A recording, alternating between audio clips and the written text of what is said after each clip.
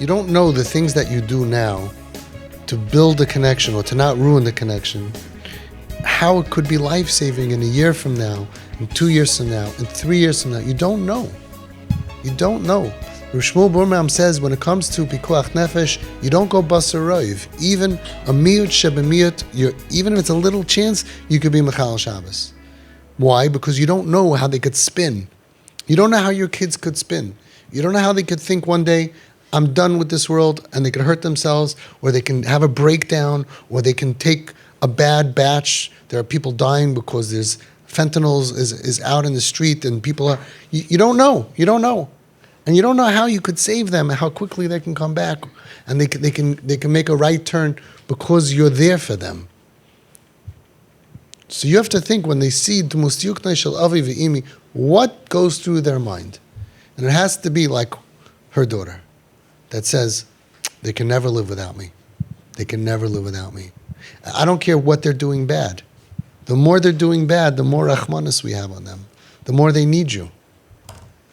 So take off your hat of parenting and normal and expectations. Close your mind and open your heart.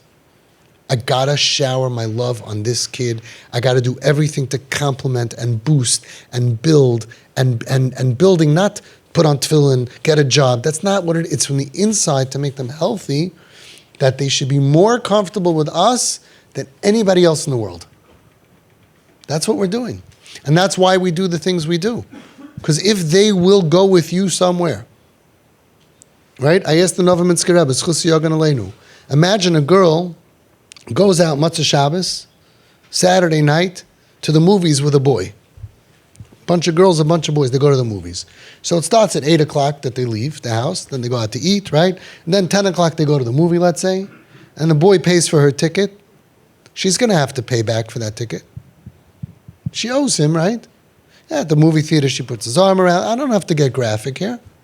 Okay, and then afterwards they go hang out, they smoke weed, and shine, she's a girlfriend, and he's a boyfriend, and right? And they come home 5 o'clock in the morning. What if we can change that she would want to go with daddy?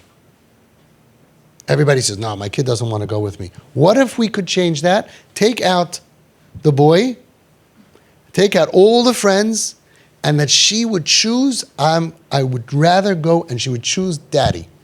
And at 8 o'clock, she would go with daddy out to a restaurant to eat. And at 10 o'clock, she would go with daddy to a movie. And then at 12:30, 1 o'clock, she would go to 7-Eleven with daddy and come home at 2:30 with daddy. Would that be good?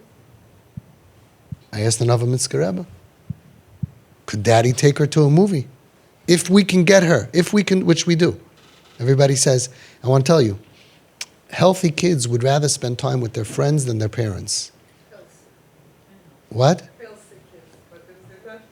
Healthy kids would rather spend time with their friends than their parents. Our kids in pain would rather spend time with parents than their friends once you fully accept them. And the parents here, she's shaking her head, he's shaking, she's shaking, he's shaking. All the real TP parents here, more than 2 years, say it's true. They would rather, first of all, their friends are not real friends, then nothing ever really happens. With you, once they feel fully accepted, when you say you make a plan, it's going to happen. It's just going to be more fun. But that only once you're fully accepted. So I asked the Novam Mitzke Rebbe, we can make it happen. Is it okay? He said, quote, that's the easiest shaila to paskin. You can go Tisha B'Av also. A blik von a gudel. That's the way a gadol understands that. We're saving lives. We're saving lives. Physical, emotional, and spiritual. Your kid will go with you. You know what you're saving them? To get involved with boys, drugs, girls, all that. When they go out with us, the worst thing for those of you that think that have a problem, some people here don't have a problem, but let's say very from yeshivish, chassidish, the worst thing they're doing is the movie. When they go out with their friends, that's the best thing they're doing. It's after the movie, and it's when everybody leaves and they're stuck with the boy and the girl. Do I have to get graphic? We have the least, I don't know if I could say this on video. We have the least bad stuff out of everybody. Because we're so permissive, you think that I should have 1,000 enikluch from you kids. No. Very rare. Because our kids are home. They're not forced to go out, and they're not forced to be with guys they don't want to be with, because they have a home which makes their nefesh inside feel better than anybody on the street. Because Tati, you don't know how much power you fathers have. When you look at it, my love, my sunshine, I love you. Don't let anything get in the way. I mean, that's human. That's human. Dogs love their kids. Animals love their kids. And you can't love your kid because your hat is in the way or your religion is in the way. Don't let anything get in the way. It's not what Hashem wants. Again, we're going to ask your Rav any shaylas. We're never going to say, do anything that your Rav says no. But that your Yiddishkeit should get in the way. Somebody told me, by us we don't hug. I say, really? Interesting, because Avram hugged Yitzchak. Yitzchak hugged and kissed Yaakov. But you're holier than that? And I'm not against minhagim, but there's a time and a place. I said, you don't hug your normal kids for reasons that's fine. This is not a normal situation. You go to the hospital and your kid's dying. You stand there. Hi, Chani. Hi, how you feeling? You're not a human being? You don't hug your child? It's not a regular time. Your kid's dying. Begashmius, benafshius, and beruchnius. You hug that kid, you don't let go. You don't let go ever. You never let go. Just don't let go. And the worse they are, the more they need your love. I'll tell you one more story and then we're going to get back to group. True story. All my stories are...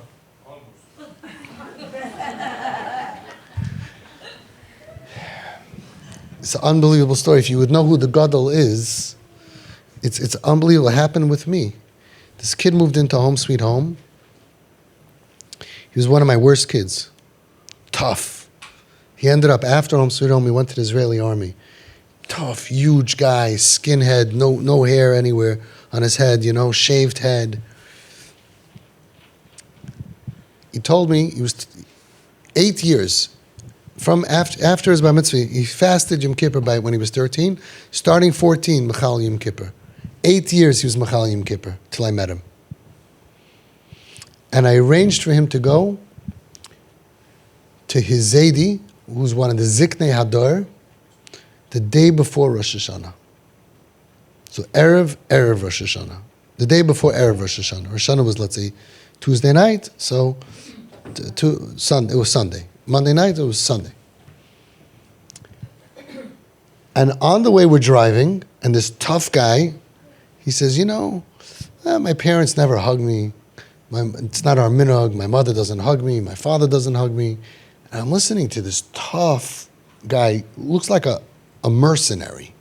He looks like a Ukrainian or a Russian. I don't know which one is the better or worse these days. He looks like a murderer. I know if you're watching now, I love you, but you look like a murderer then. He's much better. He was Chayzer B'tshuva. He learned in Kailul. He's a tzaddik. But you looked like very scared. You scared me. Not scared of you now, but you scared me then. I'm driving and he's talking about hugs. Rough, tough guy. If you would tell him you want a hug, get off me, get away from me. Hugs. My mother, my father. It was strange to me. I didn't know anything. I used to be a normal person, a regular guy. I opened Home Sweet Home. All of a sudden, I'm hearing all this stuff. I didn't know what to do.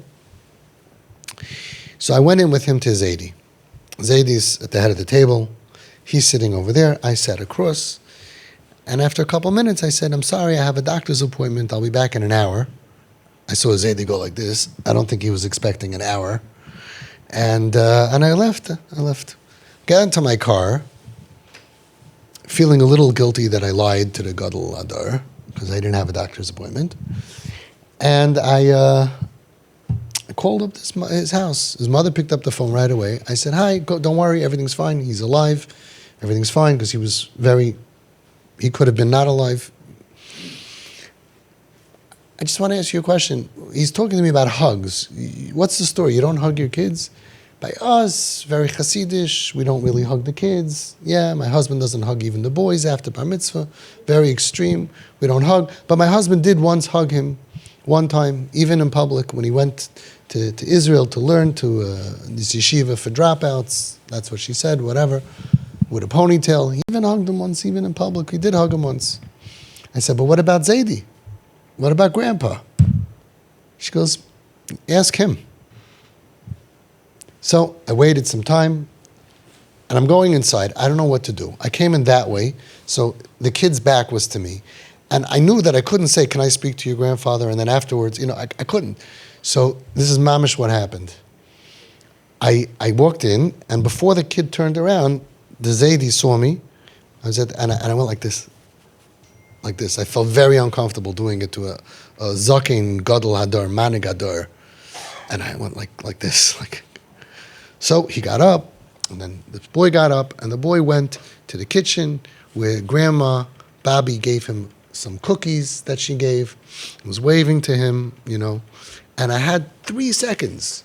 And he was old and frail, and he was standing behind me. I walked, he stood behind me, and I mamish had 3 seconds. I just turned to him, and I whispered in his ear, bengt sich for a hug. He's yearning for a hug. First of all, you see what a gadol is. Because whatever reason that he doesn't hug his children and his grandchildren, he has a reason. But he knew on a spur of the moment, he knew that now's not the time to keep that reason. As soon as I said it to him, he turned around, his hand was very shaky, and he goes like this, and the boy's standing behind him. He was walking, so he caught up to him, and the boy's huge, and he's small, and he's going like this. His hand was shaking, and the boy doesn't know what's going on over here.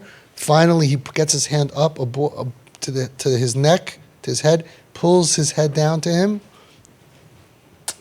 gives a kiss. A chatzi hug like this, gives a kiss. I made believe like I didn't see anything. I continued walking. I went out to the car. He's sitting in the car. He's out of his mind. He's going out of his mind. This rough and tough 23-year-old, 24-year-old, rough, tough guy who was in rehabs and was so angry and so tough is Aroisum Kalim. He's going out of his mind. And he's I can't believe it. I can't believe it. I can't believe it. I can't believe it. He's shaking back and forth. I can't believe it. I can't believe it. So I said, what happened? My Zaidi. He hugged me. He kissed me. I can't believe it. I can't believe it. It's on and over again. I said to him, I thought you said he doesn't do that. He doesn't do that. He doesn't do that. I don't know what happened. He hugged me. He kissed me. He hugged me. He kissed me. And then silence. I was driving from where the Zaidi lives back to home sweet home, which was about a 15-minute ride. It was quiet. I'm at the light on Ocean Parkway in Avenue J. The light is red. And this boy sitting next to me turns to me and says, Avi, what do you think? Maybe I should start keeping Shabbos?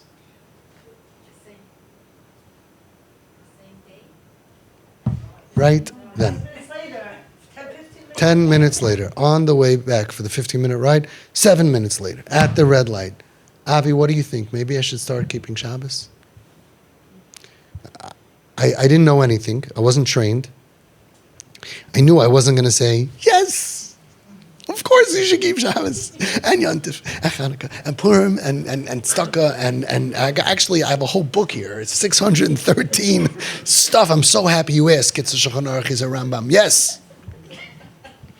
I also knew I shouldn't say, I'm going to Gan Eden, I'm going to Gan Eden. I got him to keep Shabbos, yes. I didn't know what to say. Hashem was chayin and das what I told him, which I think it could be better, but I told him, I said, I can't tell you what to do, but I think if your neshama is telling you something, maybe you should listen. That's all I said. Friendly enough? No pressure. I said, I can't tell you, but maybe if your neshama is telling you something, maybe you should listen. Parents can't say that. I could say that. What should the parents say? Tomorrow, 9 o'clock. He kept Rosh Hashanah 2 days. Tekiah Shofar was in shul. He kept Shabbos Shuvah. He kept Yom Kippur for the first time in 8 years. He was by Ne'ilah. My sister saw him. She was looking by the Mechitza. Tears tears running down his cheeks on his machzer. Who cries so much by Ne'ilah? He was crying 8 years. He kept Shabbos after that. Then he kept Sukkot the first days. He kept Shabbos Chalamoid. He kept Shmini Atzeres. Simchas Torah, he was in my shul, I gave him an aliyah. First aliyah since his bar mitzvah. Of course, his aide, he gave him a kiss and a hug. Psh. You have so much power.